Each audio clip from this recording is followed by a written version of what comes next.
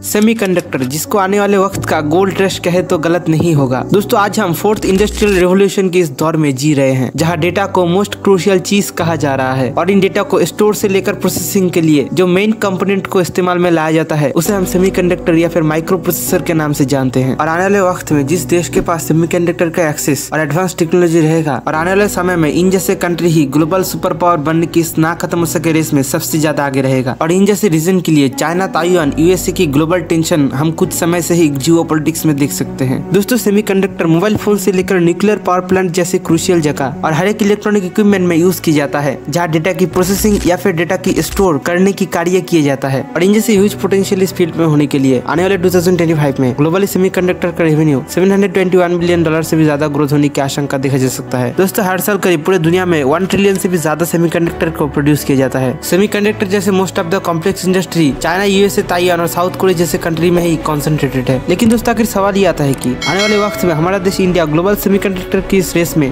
कहाँ स्टैंड करने वाला है। तो दोस्तों आज की इस वीडियो में हम इंडिया के सेमीकंडक्टर इंडस्ट्री के बारे में एक छोटा सा डिस्कशन करने वाले हैं। तो दोस्तों मैं हूँ आपके साथ सुब्रो। तो चलिए बिना किसी टाइम को ना गवाते हुए हम आज की डिस्कशन को शुरू करते हैं।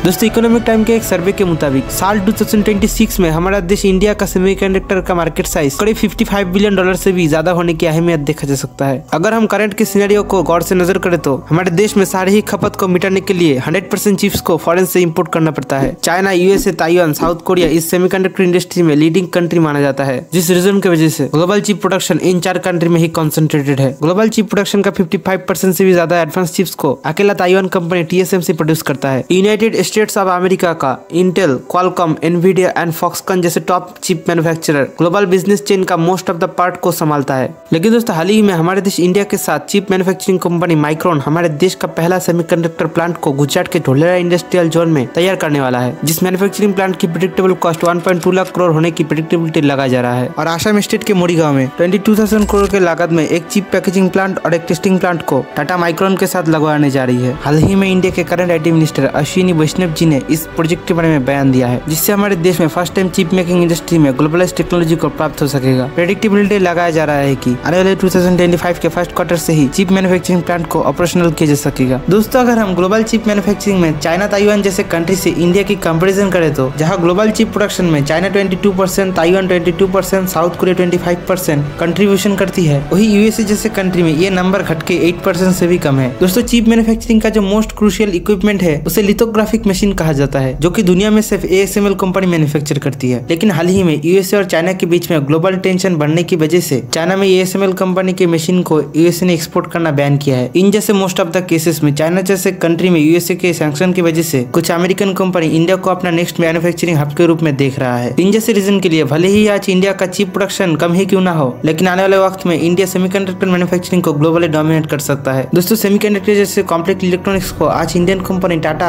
मैन्युफैक्चरिंग कर रही है। अगर आपको इंडियन ब्रांड टाटा के फुल एम्पायर के बारे में जानना चाहते हो तो इस वीडियो को आप वॉच कर सकते हो। तो दोस्तों आज की इस वीडियो को हम यही विराम देते हैं। बाकी तब तक के लिए बाय बाय, मिलते हैं ऐसे किसी इंफॉर्मेटिव वीडियो के साथ।